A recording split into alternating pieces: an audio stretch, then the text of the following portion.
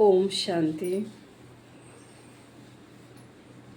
18/6/2025 के अनमोल मधुर महावाक्य हैं। मीठे बच्चे, यह रुद्र ज्ञान यज्ञ स्वयं रुद्र भगवान ने रचा है। इसमें तुम अपना सब कुछ स्वाहा करो।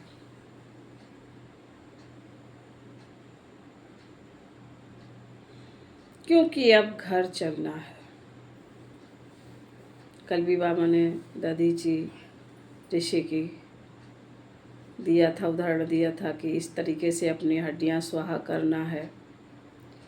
इसी तरीके से बाबा ने कहा तुम अपना सब कुछ स्वाहा करो, क्योंकि अब घर चलना है। प्रश्न: संगम युग पर कौन सा वंडरफुल खेल चलता है? उत्तर: भगवान के रचे हुए यज्ञ में ही असुरों के विघ्न पड़ते हैं। यह भी संगम पर ही वंडरफुल खेल चलता है। ऐसा यज्ञ फिर सारे कल्प में नहीं रचा जाता है। यह है राजस्व अश्वमेध यज्ञ। स्वराज्य पाने के लिए इसमें ही विघ्न पड़ते हैं। ओम शांति। तुम कहाँ बैठे हो? इनको स्कूल अथवा यूनिवर्सिटी भी कह सकते हो। विश्वविद्यालय है जिसकी ईश्वरीय ब्रांचेज है। बाप ने बड़े ते बड़ी यूनिवर्सिटी खोली है। शास्त्रों में रुद्र यज्ञ नाम लिखे दिया है। इस समय तुम बच्चे जानते हो, शिव बाबा ने यह पाठशाला अथवा यूनिवर्सिटी खोली है। ऊंचे ते ऊंचे बाप पढ़ाते हैं। यह तो बच्चों की बुद्धि में याद रहना चाहिए। भगवान हमको पढ़ाते हैं। उनका यह यज्ञ रचा हुआ है।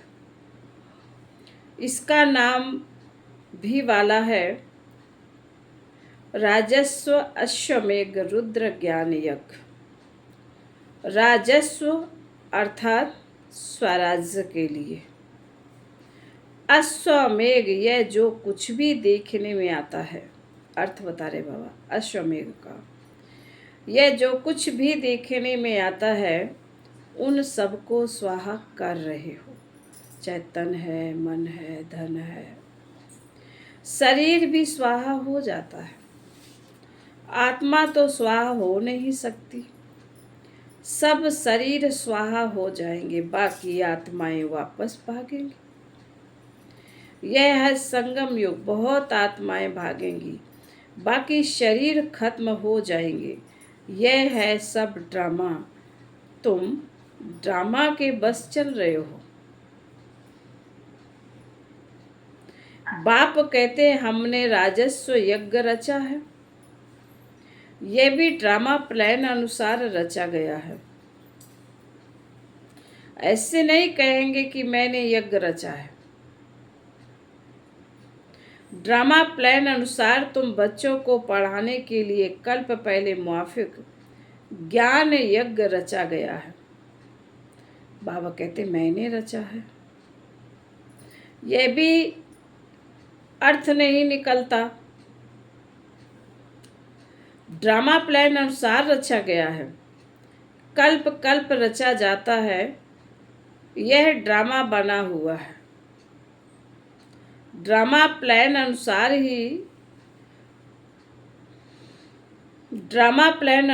ही एक ही बार यज्ञ रचा जाता है। यह कोई नई बात नहीं है। अभी बुद्धि में बैठा है। बरोबर 5000 वर्ष पहले भी सतयुग था। अब चक्र फिर रिपीट हो रहा है। फिर से नई दुनिया स्थापन हो रही है। तुम नई दुनिया में स्वराज्य पाने के लिए पढ़ रहे हो। पवित्र भी जरूर बनना है। बनते भी वही है जो ड्रामा अनुसार कल्प पहले बने थे, अभी भी बनेंगे। साक्षी हो ड्रामा को देखना होता है और फिर पुरुषार्थ भी करना होता है। बच्चों को मार्ग भी बताना है। मुख्य बात है पवित्रता की। बाप को बुलाते ही है कि आओ पवित्र बनाकर हमको इस छीसी दुनिया से ले जाओ। बाप आए ही हैं घर ले जाने के लिए। बच्चों को पॉइंट्स तो बहुत दी जाती है, मुख्य बात फिर भी बाप कहते हैं मन बनाओ। बाबा बहुत अच्छी अच्छी पॉइंट्स बताते हैं कि ऐसे याद करो, वैसे याद करो। उसमें मुख्य क्या बता देते बाबा? मन बनाओ। मन ही मन बाबा को याद करना। पावन बनने के लिए बाप को याद करते हैं, यह भूलना नहीं चाहिए।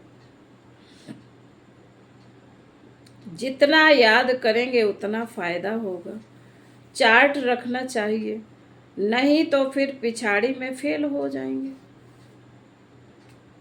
बच्चे समझते हैं हम ही सतो प्रधान थे,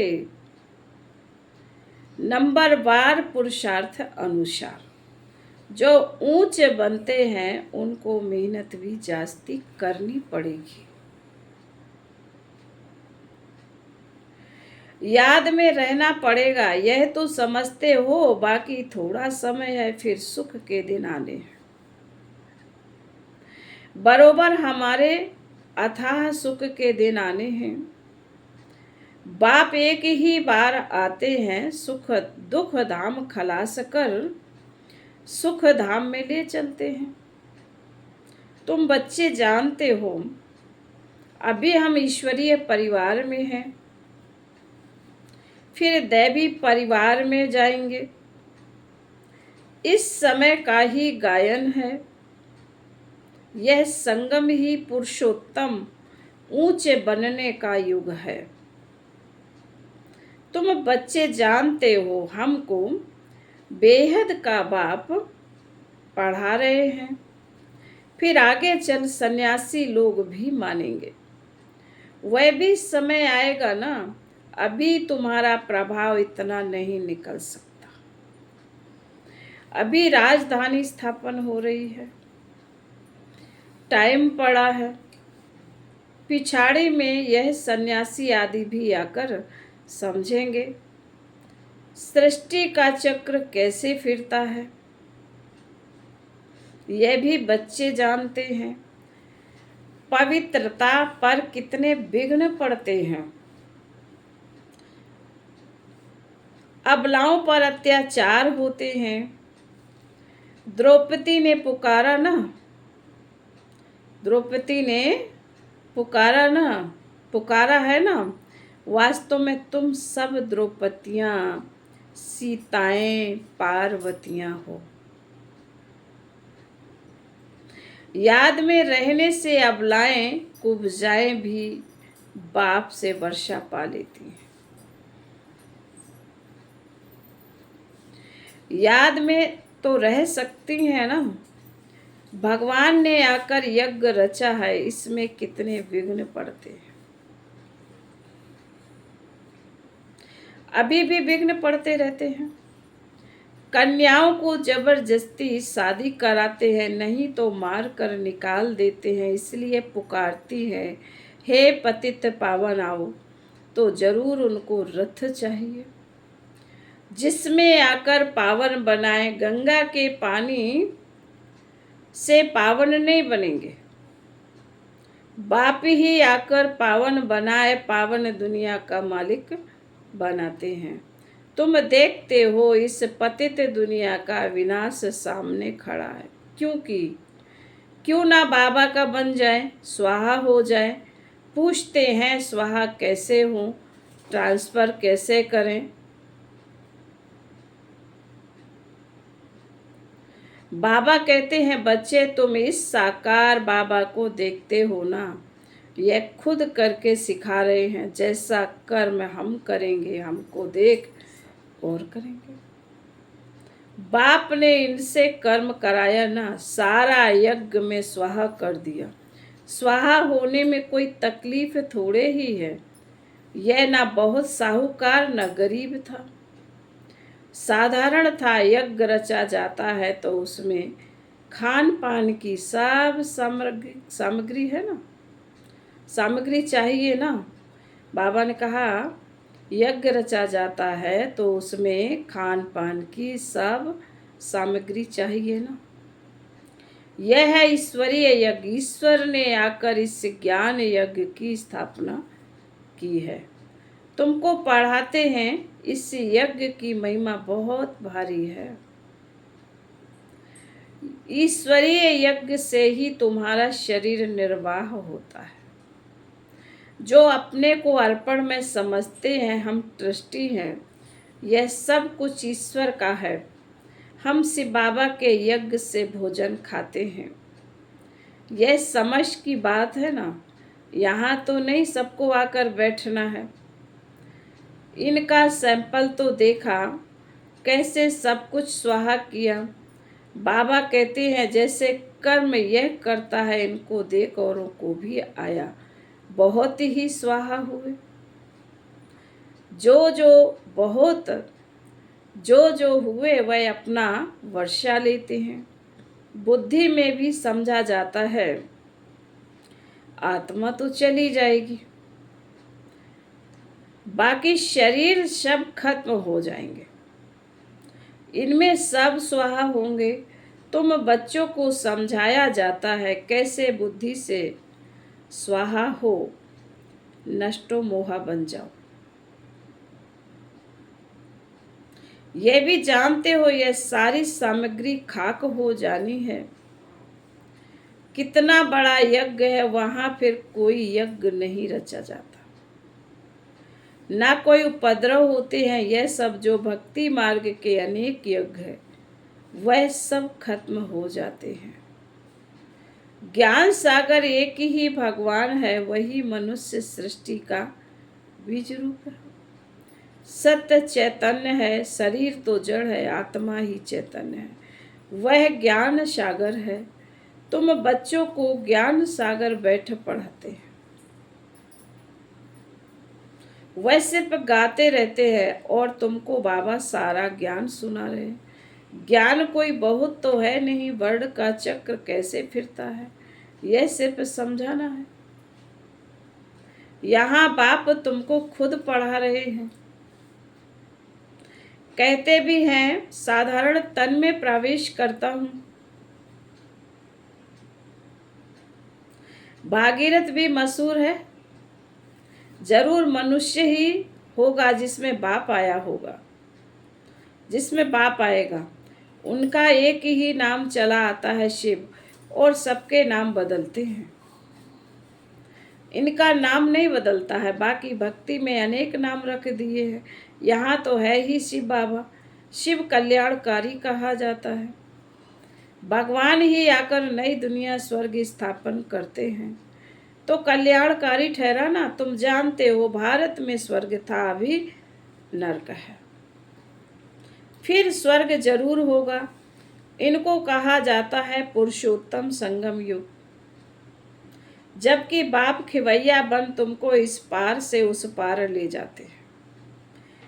यह है पुरानी दुख की दुनिया, फिर जरूर नई दुनिया होगी ड्रामा अनुसार, जिसके लिए तुम अभी पुरुषार्थ करते हो। बाप की याद ही घड़ी घड़ी भूल जाती है।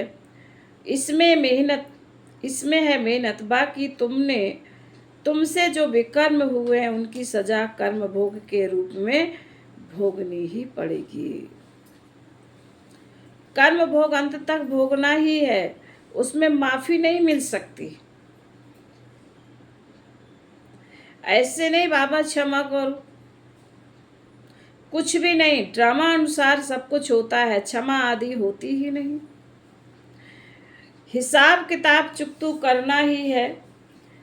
तमो प्रधान से सतो प्रधान बनना है। इसके लिए श्रीमत मिलती है। श्री श्री से बाबा की श्रीमत से तुम श्री बनते हो।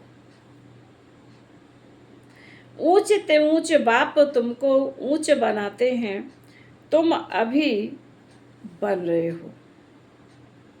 अभी तुमको स्मृति आई है, बाबा कल्प कल्प आकर हमको पढ़ाते हैं। आधा कल्प उनकी प्रारब्ध मिलती है। सृष्टि चक्र कैसे फिरता है उस नॉलेज की दरकरार नहीं रहती। कल्प कल्प एक ही बार आकर बतलाते हैं कि यह सृष्टि का चक्र कैसे फिरता है। तुम्हारा काम है पढ़ना और पवित्र बनना, योग में रहना है। बाप के बनकर और पवित्र नहीं बनेंगे तो 100 गुना दंड पड़ जाएगा। बाप के बनकर के पवित्र नहीं बनेंगे तो बाबा ने क्या कहा, 100 गुना दंड पड़ जाएगा। नाम भी बदनाम हो जाता है। गाते भी है, सतगुरु का निंदक ठौर न पावे। मनुष्यों को पता नहीं है कि यह कौन है। सत बाप ही सतगुरु सत टीचर होगा ना। तुमको पढ़ाते वह है, सच्चा सतगुरु भी है। जैसे बाप ज्ञान का सागर है, तुम भी सागर ज्ञान के तुम भी ज्ञान के सागर हो ना। जैसे बाप भी ज्ञान का सागर है तो तुम भी बाबा क्या कहते हैं, ज्ञान के सागर हो। बाप ने तो सारा ज्ञान दे दिया, जिसने जितना कल्प पहले धारण किया है उतना ही करेंगे। पुरुषार्थ करना है, कर्म बिगड़ तो रह ना सके। कर्म बिगड़ तो कोई रह ना सके। कितना भी हठ योग आदि करते हैं वह भी कर्म है ना। यह भी एक धंधा है, आजीविका के लिए। नाम होता है, बहुत पैसा मिलता है, पानी पर आग पर चले जाते हैं। दिखाते हैं ना सर्कस वाले, कोई पानी पे चलता, कोई आग पे चलता। सिर्फ किसके लिए, आजीविका चलाने के लिए, पैसा कमाने के लिए। सिर्फ उड़ नहीं सकते, उसमें तो पेट्रोल आदि चाहिए ना। लेकिन इनसे फायदा तो कुछ भी नहीं है। पावन तो बनते नहीं। साइंस वालों की भी रेस है, उनकी है साइंस की रेस और तुम्हारी है साइलेंस की रेस। सब शांति ही मांगते हैं। बाप कहते हैं शांति तो तुम्हारा स्वधर्म है। अपने को आत्मा समझो, अपने घर चलना है। शांति धाम यह है दुख धाम। हम शांति धाम से फिर सुख धाम में आएंगे। यह दुख धाम खलास होना है। यह अच्छी रीति धारण कर फिर औरों को धारण कराना है। बाकी थोड़े रोज हैं, वह पढ़ाई पढ़कर फिर शरीर निर्वाह अर्थ माथा मारना पड़ता है। तकदीरवान बच्चे फौरन निर्णय ले लेते हैं कि हमें कौन सी पढ़ाई पढ़नी है, उस पढ़ाई से क्या मिलता है और इस पढ़ाई से क्या मिलता है। इस पढ़ाई से तो 21 जन्मों की प्रारब्ध बनती है। तो ख्याल करना चाहिए कि हमें कौन सी पढ़ाई पढ़नी है। जिसको बेहद के बाप से वर्षा पाना है वह बेहद की पढ़ाई में लगे जाते हैं। परंतु ड्रामा प्लान अनुसार कोई की तकदीर में नहीं है तो फिर उस पढ़ाई में चटक पड़ते। ये पढ़ाई नहीं पढ़ते, कहते हैं फुर्सत नहीं मिलती है। बाबा पूछते हैं कौन सी नॉलेज अच्छी, उनसे क्या मिलेगा और इनसे क्या मिलेगा। कहते हैं बाबा जिस्मानी पढ़ाई से क्या मिलेगा, थोड़ा करके कमाएंगे। थोड़ी पढ़ाई पढ़ करके कुछ न कुछ कमाएंगे। यहाँ तो भगवान पढ़ाते, हमको तो पढ़कर रजाई पद पाना है। तो ज़्यादा ध्यान किस बात पर देना चाहिए? कोई तो फिर कहते हैं बाबा वह कोर्स पूरा कर फिर आएंगे। बाबा समझ जाते इनकी तकदीर मिली है। कहते ना बाल बच्चे बड़े हो जाए, हैं, पोते धोते बड़े हो जाए फिर आएंगे, फुर्सत कहाँ है। या कोई कोर्स कर रहे हैं संसार का तो कहेंगे वह पढ़ाई कोर्स पूरा कर ले तब आएंगे। तो बाबा कहते समझ जाते कि इनकी तकदीर में नहीं है। क्या होना है सो आगे चल देखना, समझते हैं शरीर पर भरोसा नहीं है तो फिर सच्ची कमाई में लग जाना चाहिए। जिसकी तकदीर में है वही अपनी तकदीर जगाएगी। पूरा जोर लगाना है, हम सो बाप से वर्षा लेकर ही छोड़ेंगे। बेहद का बाबा हमको रजाई देते हैं तो क्यों ना यह एक अंतिम जन्म हम पवित्र बनेंगे। इतने ढेर बच्चे पवित्र रहते हैं, झूठ थोड़े ही बोलते हैं। सब पुरुषार्थ कर रहे हैं, पढ़ रहे हैं, फिर भी विश्वास नहीं करते। बेहद का बाप आते ही तब है जब पुरानी दुनिया को नया बनाना होता है। पुरानी दुनिया का विनाश तो सामने खड़ा है। बाबा कहते हैं यह बहुत क्लियर है, समय भी बरोबर वही है। अनेक धर्म भी हैं, सतयुग में होता ही एक धर्म है। यह भी तुम्हारी बुद्धि में है। तुम्हारे में भी कोई है जो निश्चय अर्जुन कर रहे हैं। अरे निश्चय करने में टाइम लगता है क्या? टाइम लगता है। शरीर पर भी भरोसा थोड़े ही है, जरा भी चांस गंवाना नहीं चाहिए। जरा भी चांस गंवाना नहीं चाहिए। किसकी तकदीर में नहीं है तो जरा भी बुद्धि में आता नहीं है। फिर बाबा बोले अच्छा, मीठे मीठे सिकील थे बच्चों प्रति मात पिता बाप दादा का याद प्यार और गुड मॉर्निंग। रूहानी बाप की रूहानी बच्चों को नमस्ते।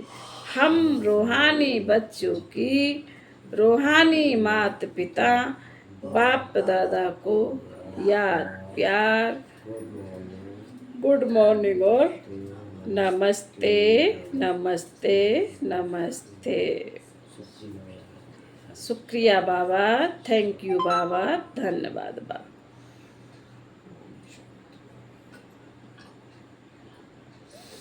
धारणा के लिए मुख्य सार बाबा ने पहली पॉइंट में कहा है सच्ची कमाई कर। 21 जन्मों के लिए अपनी तकदीर बनानी है। बाबा कहते एक जन्म की बात नहीं है। शरीर पर कोई भरोसा नहीं है, इसलिए जरा भी चांस नहीं गंवाना है। दूसरा पॉइंट है नष्टो मोहा बनकर अपना सब कुछ रुद्र यज्ञ में स्वाहा करना, अपने को अर्पण कर ट्रस्टी हो संभालना है। साकार बाप को फॉलो करना है। वरदान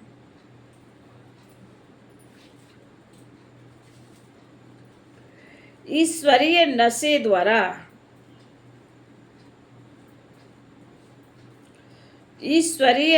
द्वारा पुरानी दुनिया को भूलने वाले सर्व प्राप्ति संपन्न भव।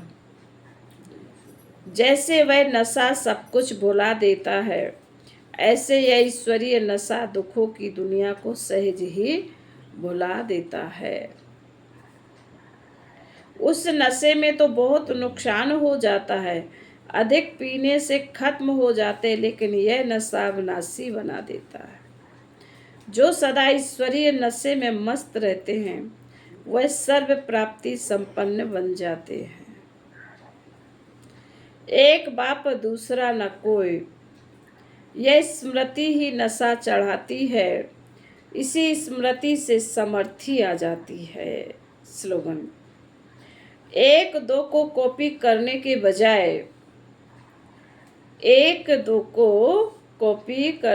बजाय बाप को कॉपी करो। आज के अव्यक्त इशारे हैं, अंतर्मुखी रहने वाले ही हर ज्ञान रत्न की गुहता में जाते हैं, जा सकते हैं। अंतर्मुखी रहने वाले ही हर ज्ञान रत्न की गुहता में जा सकते हैं। ज्ञान की हर पॉइंट्स का राज क्या है और किस समय किस विधि से उसे कार्य में व सेवा में लगाना है, इस तरह से उस पर मनन करते उस राज के रस में चले जाओ तो नशे की अनुभूति कर सकेंगे। अच्छा, ओम शांति।